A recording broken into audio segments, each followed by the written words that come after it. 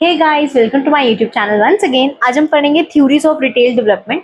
अब समझो retail development का मतलब क्या होता है। जब रिटेल स्टोर्स ठीक है डेवलप हुए, किस तरीके से वो आगे बढ़े, क्या उनके कॉम्पिटिटर्स थे, उनको उन्होंने पीछे कैसे करा किस तरीके से चेंजेस आए, ठीक है जी। हर एक चीज यहाँ पे समझो। यहाँ पे बेसिकली 3 थ्योरीज हैं, ठीक है। उसको इजीली समझना। अभी बोर्ड पे फोकस करोगे तो कुछ समझ नहीं आएगा क्या लिखा है क्या नहीं लिखा, मतलब ये क्या है, ये एंटीथीसिस, ये थीसिस, ये वाइड स्पेसिफिक क्या लिख रखा है, कुछ समझ नहीं आ रहा। आई नो नहीं आ रहा होगा तो कोई बात नहीं, एक एक करके समझो। इजी लगेगा, ज्यादा कोई टफ टूफ नहीं है, कुछ नहीं है, सोखा है, आराम से समझो। कल भी एग्जाम है तो आराम से करके आओगे, ठीक है जी। So let's started. सबसे पहले हमारे पास आता है साइक्लिकल थ्योरी। साइक्लिकल थ्योरी नाम से समझ में आ रहा होगा, साइकिल, ठीक है जी, जो रोटेट कर रहा है।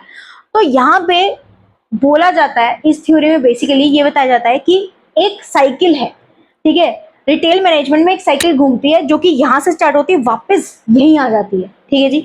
इसमें सबसे पहले है व्हील ऑफ रिटेलिंग। यहाँ पे इस थ्योरी में 3 फेजेस हैं। First is entry, second is trading up phase and third is vulnerability. यहाँ पे समझो ये कैसे है। सबसे पहले एंट्री फेज। एंट्री फेज में बताया जाता है कि जो नए रिटेलर्स हैं वो एंटर करते हैं, ठीक है। वो किस तरीके से एंटर करते हैं। मैंने आपको एक चीज बताई होगी, अगर आपने मार्केटिंग में से पढ़ी है तो वहां पे मैंने एक प्राइसिंग स्ट्रैटेजी और पॉलिसी मतलब समझाया, जिसमें मैंने आपको पेनिट्रेशन प्राइसिंग पॉलिसी समझाई थी, ठीक है। उसमें क्या होता है, हम लो प्राइस रख के ना ऐसे घुसते हैं मार्केट के अंदर, ऐसे जैसे सांप बिल में नहीं घुसता है, ऐसे ऐसे ऐसे, समझ रहे हो, वैसे घुसते हैं। मतलब कि कॉम्पिटिटर्स को समझ ना आए कि हम प्राइस एकदम से कम कैसे करें, तो बिल्कुल कम प्राइस रखें। इसी तरीके से रिटेलर क्या करते हैं, अपने प्राइसेस को कम रखते हैं, अपने मार्जिन को कम रखते हैं, ठीक है, कॉस्ट को कम रखते हैं, सिंपल एंड सॉबर रहते हैं, ठीक है, जस्ट आते हैं और वाइड वैरायटी प्रोवाइड नहीं करते, थोड़ी लिमिटेड वैरायटी प्रोवाइड करते हैं, ठीक है जी। अब ये तो आ गए मार्केट में। अब इसमें इनका बेसिक फोकस क्या होता है एंट्री फेज में, कि कस्टमर को अपनी तरफ करना है, किसी भी तरीके से करो, अपनी तरफ से करना है, ठीक है, उनको सेटिस्फाई करना है। तो आप किस तरीके से करोगे। अब देखो कस्टमर क्या है ना, हम में से मोस्टली लोग डिस्काउंट के पीछे भागते हैं, जो कि रियलिटी है, ठीक है। हम क्या करते हैं कि कोई डिपार्टमेंटल स्टोर भी होगा, हम उसमें कहते हैं थोड़ा डिस्काउंट लगने देना है, सीजनल डिस्काउंट लगेगा तो जाके खरीदेंगे, ठीक है, जो कि गलत भी नहीं है। तो उनको पता है किस तरीके से कस्टमर को अट्रैक्ट करना है, ठीक है। तो वो मार्जिन भी कम रखते हैं, तो जिससे उनके प्रॉफिट्स भी कम होते हैं, सेल्स भी कम होती है, लेकिन कस्टमर को अट्रैक्ट करने के लिए प्राइसेस भी कम रखते हैं। समझ में आई।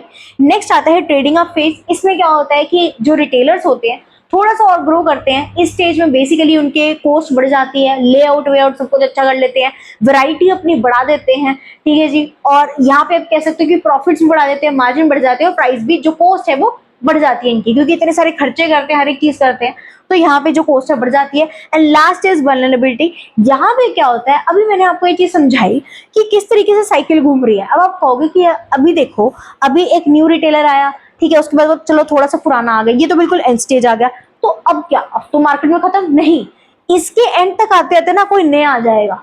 समझो इस स्टेज में क्या है कि बिल्कुल आप एक एंड पॉइंट पे हो, आपके प्राइसेस बहुत ज्यादा बढ़ चुके हैं, एक्सपेंसिव हो चुके हो, लेआउट वेआउट सब कुछ अच्छा है, आपके पास डिजिटल है, हर एक चीज है, टेक्नोलॉजी भी अच्छी है, सब कुछ है। अब यहाँ पे लेकिन इनको कंपटीशन फेस करना पड़ता है, किससे, जो नए एंट्रेंट्स हैं, ठीक है, जो नए और रिटेलर आ रहे हैं, वहां पे इनको कंपटीशन फेस करना पड़ता है, ठीक है जी। जैसे कि बिग बाजार और डीमार्ट ले लो, वहां पे उनको क्या है, कंपटीशन फेस करना पड़ता है बिग बाजार को, क्योंकि वो ऑलरेडी इतना एस्टेब्लिश है और सब कुछ है, लेकिन जो बाकी के आ रहे हैं वो न्यू एंट्रेंट्स है। अब वो ऑब्वियस सी बात है, कंपटीशन कैसे हुआ, वो कम रखेंगे प्राइस, और आप महंगे हो चुके हो, समझ में। तो कंपटीशन आ गया कि अब हम ऐसा क्या करें कि लोग उससे ना खरीदे, तो उनको भी कंपटीशन है कि ये वेल एस्टैब्लिश्ड है, हर चीज है, इनको भी उनसे डर लग रहा है, क्यों, क्योंकि उनका कॉस्ट कम है, मतलब प्राइसिंग कम है, ठीक है जी। नेक्स्ट आता है आपके पास retail life cycle.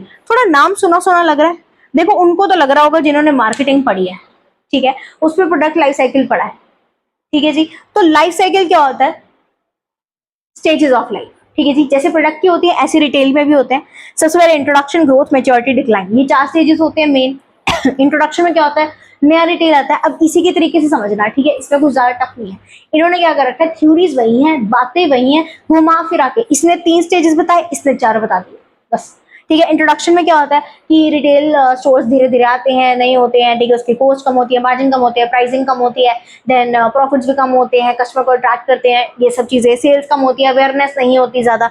Next growth, अब लोगों को अवेयरनेस हो गई है, कस्टमर्स ने अडाप्ट करना शुरू कर दिया, ठीक है, उनको अच्छी स्पेसिंग मिल रही है रिटेलर्स को, ठीक है, और आपकी सेल्स बढ़ रही है धीरे धीरे, प्रॉफिट बढ़ रहे हैं धीरे धीरे, ठीक है जी। Next is maturity. मैच्योरिटी क्या होता है? एक सैचुरेशन पॉइंट, इससे आगे आप नहीं बढ़ पाओगे, ठीक है जी।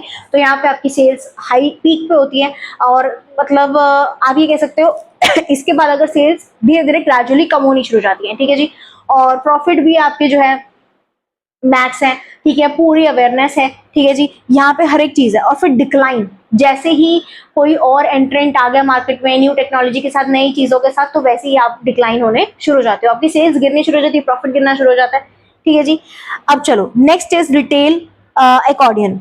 इसमें क्या होता है, इसमें क्या सर्कल घूमता है? वाइड, स्पेसिफिक, वाइड, ये याद रखना। यहाँ पे रिटेलर सबसे पहले क्या करता है? वाइड रेंज प्रोवाइड करता है, बहुत सारी रेंज, बहुत सब कुछ प्रोवाइड कर देगा, सारा सामान ये वो, ताकि कस्टमर अट्रैक्ट हो। अब मान लो मुझे कोई चीज खरीदने जानी है, 2-3 चीजें खरीदनी है, ठीक है जी, और मेरे को कोई कहे कि यार आपको एक ही शॉप में मिल जाएगी और प्राइस वगैरह भी सही है, तो मैं कहूंगा ना ठीक है, मैं इधर उधर क्यों भटकू, जो मेरे को एक ही जगह सारा कुछ मिल रहा है, ठीक है जी। अब नेक्स्ट इज स्पेसिफिक। स्पेसिफिक में क्या होता है? अब फर्स्ट फेज में तो इसने वाइड वैरायटी दे दी, ठीक है, प्राइसेस भी सही थे, सब कुछ सही था। नेक्स्ट ये आ गया स्पेसिफिक पे, अब इसने किसी एक पर्टिकुलर लाइन पे फोकस करना शुरू कर दिया। अब थर्ड स्टेज में वापस से वाइड पे आ गया, बस यही है, ठीक है, पूरी थ्योरी में यही है, कुछ और एक्स्ट्रा करने की कोई जरूरत नहीं है इसमें, ठीक है, इतना ही पढ़ो। Next is environmental theory. Environmental theory सीधा सीधा बोलती है, ये पेस्ट से याद रखना, political, economic, social and technical, ठीक है जी। एनवायरमेंट से याद रख लिया करो, जो भी फैक्टर्स है ना, economic, social, political, legal, technical, ये सारा कुछ इसमें आ जाएगा। तो पेस्ट से याद रखना कि इसमें ये बोलती है कि ये जो फैक्टर्स है ना, ये भी इम्पैक्ट करते हैं रिटेल में, जैसे पॉलिटिकल की पॉलिटिकल स्टेबिलिटी, इंस्टेबिलिटी, गवर्नमेंट की क्या पॉलिसीज वगैरह, ये सब इम्पैक्ट करती है। इकोनॉमिक कंडीशंस क्या चल रही है, इंटरेस्ट रेट, ग्रोथ, मतलब आपकी सॉरी आपकी बिजनेस साइकिल, ये सब चीजें भी इम्पैक्ट करती है। फिर सोशल, लोगों के कंजम्पशन क्या है, बाइंग बिहेवियर क्या है, उनका कल्चर कैसे है, किस लाइफस्टाइल में लोग रहते हैं, उनके लर्निंग वगैरह experiences. And last is technical, कि आपके पास कितनी टेक्नोलॉजी और आपकी कॉम्पिटिटर के पास कितनी टेक्नोलॉजी है, वो भी जो है इम्पैक्ट करता है आपके बिजनेस पे, आपकी रिटेल आगे, सॉरी रिटेल मैनेजमेंट में, ठीक है जी। Next and last is conflict theories. अब यहाँ पे समझो, कॉन्फ्लिक्ट थ्योरीज में बेसिक तरीके के रिटेलर्स हैं, एक होते हैं एंटीथीसिस, एक होते हैं थीसिस। एंटीथीसिस कौन से होते हैं? जो नए होते हैं। थीसिस कौन से होते हैं? जो पुराने होते हैं। तो इसमें क्या है, पुराने वाले जैसे किराना स्टोर्स, और जो न्यू एंट्रेंट्स होते हैं वो क्या होते हैं? मॉडर्न, जैसे सुपरमार्केट वाले, ठीक है। तो ये क्या करते हैं? मिलकर सिंथेसिस करते हैं, यानी कि हाइब्रिड, मतलब कि किराना स्टोर को बड़ा कर दिया और उस पर डिजिटल पेमेंट सिस्टम लिया है, समझ में आई? तो ये इस तरीके से होता है। आई होप ये आपको अच्छे से समझ में आया होगा। कोई भी प्रॉब्लम हो तो कमेंट में down, like share subscribe my channel. जय श्री राम।